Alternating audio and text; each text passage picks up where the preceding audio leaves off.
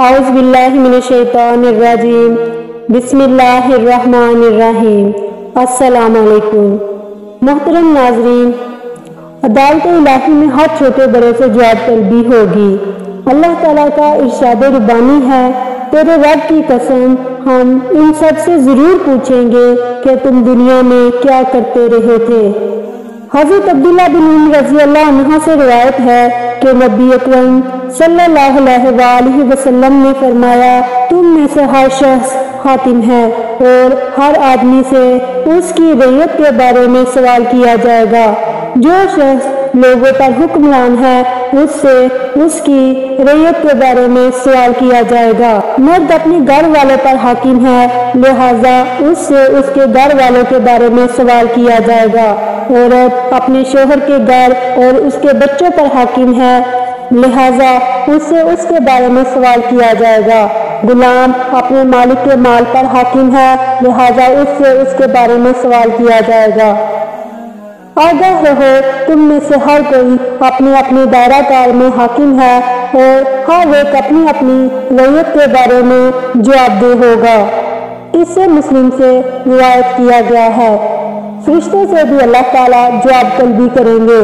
सूरह सबा में अल्लाह ताला का इरशाद है, जिस रोज अल्लाह ताला सारे इंसानों को इकट्ठा करेंगे, फिर फरिश्तों से पूछेंगे, क्या ये मुशरिक तुम्हारी इबादत किया करते थे? फरिश्ते अर्ज करेंगे, आपकी जात शरीकों से पाक है, हमारे सरपरस्त आप ही हैं, ना कि ये।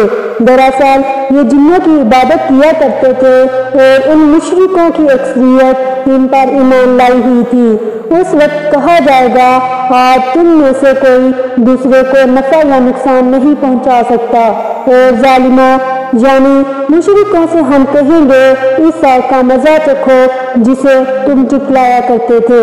अल्लाह ताला बरोज़े महशर रसूलों से भी जवाब तलबी करेंगे।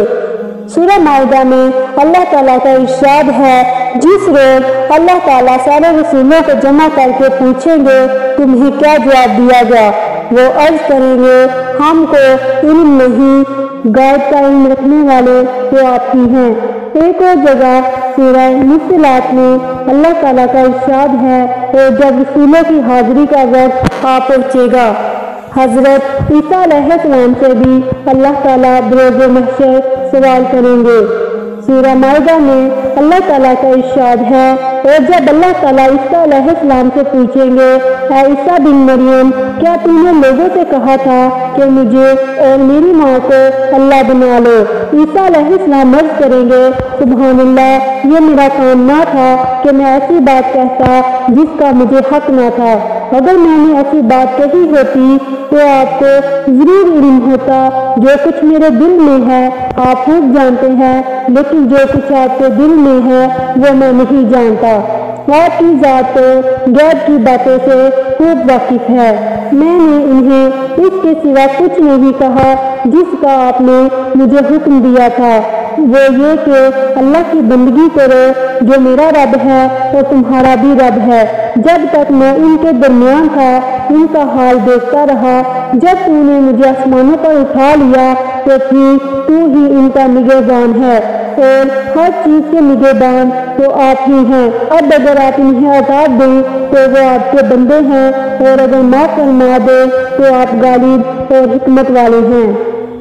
अल्लाह ताला औलिया अल्लाह से भी जवाब तलबी करेंगे। सूरह फुरकान में अल्लाह ताला का इरशाद है, जिस रोज अल्लाह ताला मुशरिकों और उनके ठहराए हुए माबूदों को जिनको वे अल्लाह के अलावा इबादत करते थे इकट्ठा करेगा और पूछेगा, क्या तुमने मेरे इन बंदों को गुमराह किया या ये खुद ही सीधी राह से भटक गए? वो अर्ज करेंगे, सुभान अल्लाह, हमारी ये मजाल कहाँ थी कि आपके अलावा किसी दूसरे को अपना माबूद बनाए।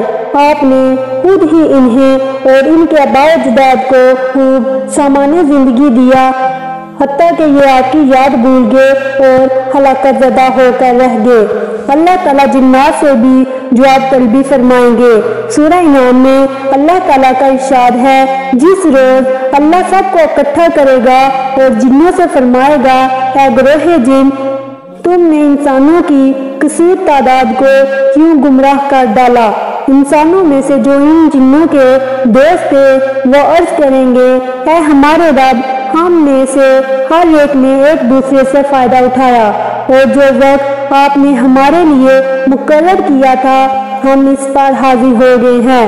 ارشاد ہوگا، اچھا اب تمہارا ٹھکانہ آگ ہے، اس میں تم ہمیشہ رہو گے، مگر یہ کہ اللہ کسی کو آگ سے بچانا چاہے۔ بے شک تیرا رب بڑی حکمت اور خوب جاننے والا ہے۔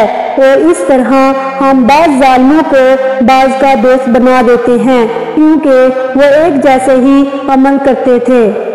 جنوں کا انسانوں سے فائدہ اٹھانا یہ ہے کہ انہیں گمراہ کیا، انہیں شرک و بدعت اور دیگر کافرانہ کام کروائے۔ انسانوں کا جنوں سے فائدہ اٹھانا یہ ہے کہ ان سے ناجائز، غلیظ اور گندے کام کروائے، مثلا جادو، ٹونا اور تعویذ وغیرہ۔ جنوں اور انسانوں سے بھی اللہ تعالیٰ جواب طلبی کریں گے۔ سورہ انعام میں اللہ تعالیٰ کا ارشاد ہے، اے گروہ جن و انس، کیا تمہارے پاس خود تم ہی میں سے وہ پیغمبر نہیں آئے تھے جو تم کو میری آیات سناتے اور آج کے دن سے ڈراتے؟ وہ عرض کریں گے، ہاں ہم اپنے خلاف خود گواہی دیتے ہیں، دنیا کی زندگی نے انہیں دھوکے میں مبتلا کر رکھا تھا، لہذا قیامت کے روز وہ خود اپنے خلاف گواہی دیں گے کہ وہ واقعی کافر تھے۔ اللہ اور رسول صلی اللہ علیہ وآلہ وسلم کو جھٹلانے والوں سے بھی اللہ تعالیٰ جواب طلبی کریں گے۔ سورہ نمل میں اللہ تعالیٰ کا ارشاد ہے، اور جس روز ہم ہر امت میں سے ایسے لوگوں کو گروہ در گروہ جمع کریں گے جو ہماری آیات کو جھٹلاتے تھے، اور پھر ان کی گناہوں کے لحاظ سے درجہ بندی کی جائے گی، یہاں تک کہ سارے کے سارے اللہ کی عدالت میں حاضر ہو جائیں گے تو اللہ تعالیٰ پوچھیں گے، کیا تم نے میری آیات کو سمجھے بغیر ہی جھٹلا دیا تھا؟ اگر ایسا نہیں تو پھر اور تم کیا کرتے رہے؟ یعنی کیا تم نے سوچ سمجھ کر میری آیات کو جھٹلایا تھا یا بلا سوچے سمجھے؟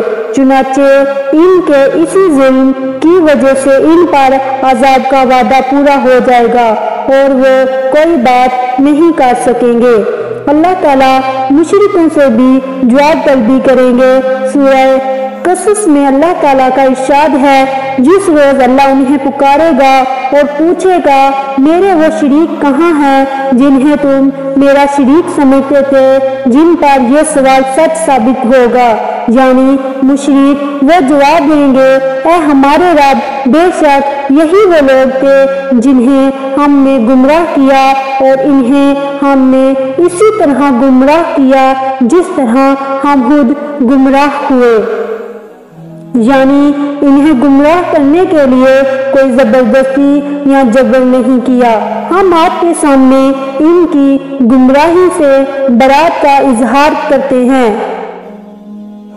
یہ اپنی گمراہی کے خود ذمہ دار ہیں، یہ ہماری بندگی نہیں کرتے تھے بلکہ اپنی خواہشات اور نفس کی بندگی کرتے تھے۔ پھر مشرکوں سے کہا جائے گا، ذرا پکارو اپنے ٹھہرائے ہوئے شریکوں کو، چنانچہ مشرک اپنے شریکوں کو پکاریں گے لیکن وہ انہیں کوئی جواب نہیں دیں گے، اور مشرک اپنی آنکھوں سے اپنے شرک کا عذاب دیکھ لیں گے اور تمنا کریں گے کاش وہ سیدھے راستے پر ہوتے۔ اس روز اللہ تعالیٰ مشرکوں کو پکارے گا اور یہ بھی پوچھے گا، ذرا یہ تو بتاؤ تم نے رسولوں کو کیا جواب دیا تھا؟ اس وقت انہیں ساری مشرکانہ دلیلیں بھول جائیں گی اور وہ ایک دوسرے سے بھی پوچھ نہیں سکیں گے، منکرین سے بھی قیامت کے روز جواب طلبی ہوگی۔ ترمذی سے روایت ہے، حضرت ابو ہریرہ اور حضرت ابو سعید رضی اللہ عنہ کہتے ہیں، رسول صلی اللہ علیہ وآلہ وسلم نے فرمایا، قیامت کے روز ایک آدمی کو لایا جائے گا اور اللہ تعالیٰ اس سے دریافت فرمائیں گے، کیا میں نے تجھے کان، آنکھ، مال اور اولاد نہیں دی تھی؟ تیرے لیے مویشی اور کھیت مسخر نہیں کیے تھے؟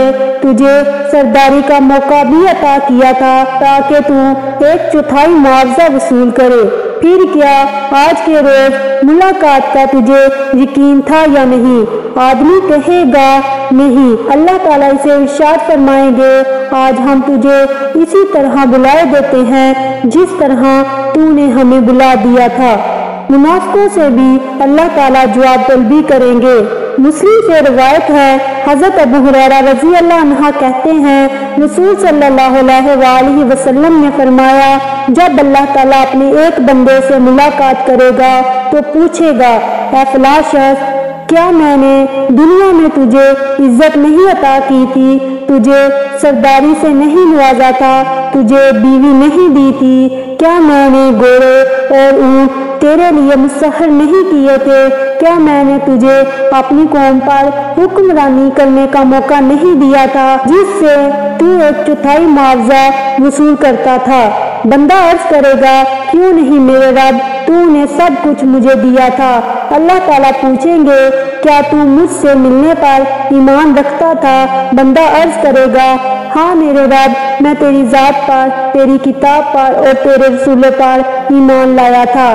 میں نے نماز پڑھی، روزہ رکھا، صدقہ کیا۔ وہ آدمی جہاں تک ہو سکے گا اپنی تعریف کرے گا اور اپنے بارے میں اچھی باتیں بیان کرے گا۔ اللہ تعالیٰ ارشاد فرمائیں گے، اچھا ذرا ٹھہرو، ہم ابھی تمہارے خلاف گواہ لاتے ہیں۔ بندہ اپنے دل میں سوچے گا، میرے خلاف کون گواہی دے سکتا ہے؟ اللہ تعالیٰ بندے کے منہ پر مہر لگا دیں گے اور اس کی ران کو حکم دیں گے، گواہی دے۔ چنانچہ اس کی ران، اس کا گوشت اور اس کی ہڈی بندے کے اعمال کی گواہی دے گی۔ اللہ تعالیٰ یہ گواہی اس لیے مہیا کریں گے تاکہ بندے کا کوئی عذر باقی نہ رہے۔ یہ شخص منافق ہوگا جس پر اللہ تعالیٰ سخت ناراض ہوں گے۔ مجرم لوگ عدالت الہی میں ذلت اور رسوائی کے باعث سر جھکا کے کھڑے ہوں گے۔ سورہ سجدہ میں اللہ تعالیٰ کا ارشاد ہے، کاش تم دیکھو جب مجرم لوگ اپنے رب کے حضور سر جھکائے کھڑے ہوں گے اور عرض کریں گے، اے ہمارے رب، ہم نے سب کچھ دیکھ لیا اور سن لیا، ہمیں واپس بھیج دے، ہم نیک اعمال کریں گے، اب ہمیں یقین آ گیا ہے۔ کافر اور مشرک اپنی جان بچانے کے لیے اللہ کی عدالت میں جھوٹی قسمیں کھائیں گے۔ جس روز اللہ تعالیٰ ان سب کو اٹھائے گا، اس روز یہ لوگ اللہ کے سامنے بھی اسی طرح جھوٹی قسمیں اٹھائیں گے جس طرح تمہارے سامنے کھاتے تھے، اور سمجھیں گے کہ اس طرح ان کا کچھ کام بن جائے گا، یعنی عذاب سے بچ جائیں گے۔ خوب جان لو وہ لوگ پرلے درجہ کے جھوٹے ہیں۔ اللہ تعالیٰ کی عدالت میں کسی پر ذرا برابر ظلم نہیں کیا جائے گا۔ سورہ کاف میں اللہ تعالیٰ کا ارشاد ہے، اس کا ساتھی یعنی شیطان عرض کرے گا، اے میرے رب، میں نے اسے سرکش نہیں بنایا بلکہ یہ خود ہی پرلے درجے کی گمراہی میں مبتلا تھا۔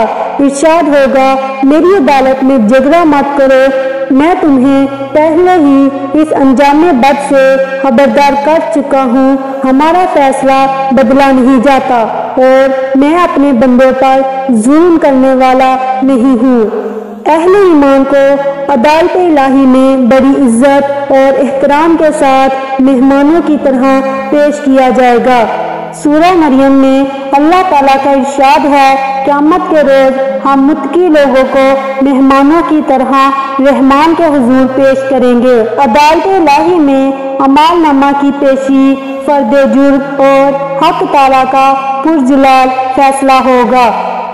سورہ کاف میں اللہ تعالیٰ کا ارشاد ہے، انسان کا فرشتہ ساتھی عدالت میں عرض کرے گا، اس شخص کا اعمال نامہ یہ میرے پاس تیار ہے جو سرکار کی خدمت میں حاضر ہے۔ حکم ہوگا، حد سے اناد رکھنے والے، نیکی سے روکنے والے، حد سے تجاوز کرنے والے اور شک میں پڑنے والے ہر کٹے کافر کو جہنم میں پھینک دو جو اللہ کے ساتھ کسی دوسرے کو اللہ بنائے بیٹھا تھا، اور اسے شدید عذاب میں مبتلا کر دو۔ یہاں ساتھی سے مراد وہ فرشتہ ہے جو دنیا میں انسان کا نامہ اعمال تیار کرنے پر مامور تھا، باقی علم اللہ کی ذات کو ہے۔ عدالت الہی کے فیصلوں پر نظر ثانی ممکن نہیں ہوگی۔ قرآن پاک میں اللہ تعالیٰ کا ارشاد ہے، اللہ ہی فیصلے فرمائے گا اور اس کے فیصلے پر کوئی نظر ثانی کرنے والا نہیں، اور وقت آنے پر وہ فوراً حساب لے لے گا۔ سورہ انبیاء میں اللہ تعالیٰ کا ارشاد ہے، اللہ تعالیٰ جو کچھ کرتا ہے اس سے کوئی سوال نہیں کر سکتا اور باقی سب لوگ سوال کیے جائیں گے۔ سورہ آل عمران میں اللہ تعالیٰ کا ارشاد ہے، زمین و آسمان کی ہر چیز کا مالک اللہ ہی ہے، وہ جسے چاہے گا معاف فرمائے گا، جسے چاہے گا سزا دے گا، اور اللہ بخشنہار اور رحم فرمانے والا ہے۔